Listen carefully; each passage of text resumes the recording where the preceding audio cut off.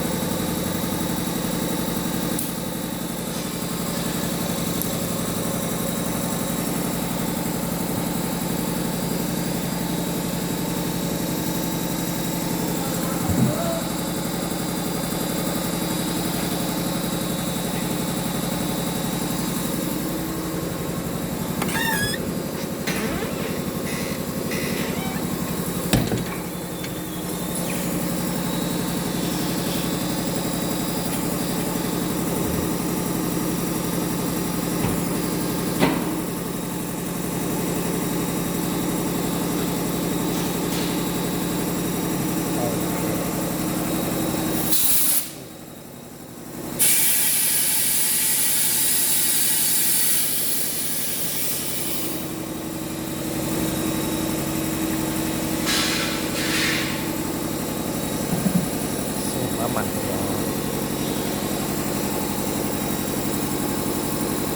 เขาเช็ดต้นแล้วนะครับไม่รู้เขาเช็ดต้นกับตัว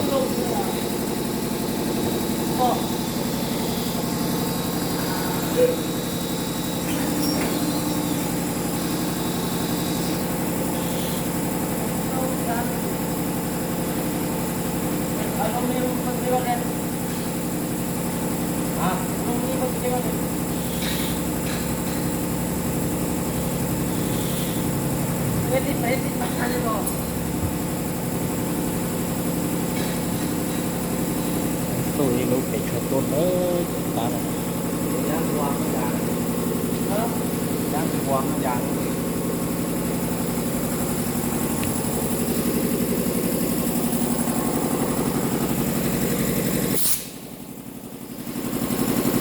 รู้ยอหยิบต้น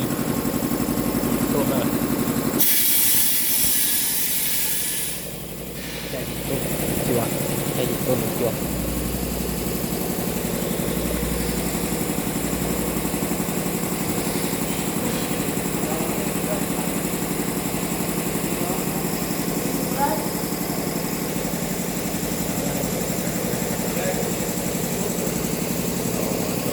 ถ่ายอุดรดีนะได้ได้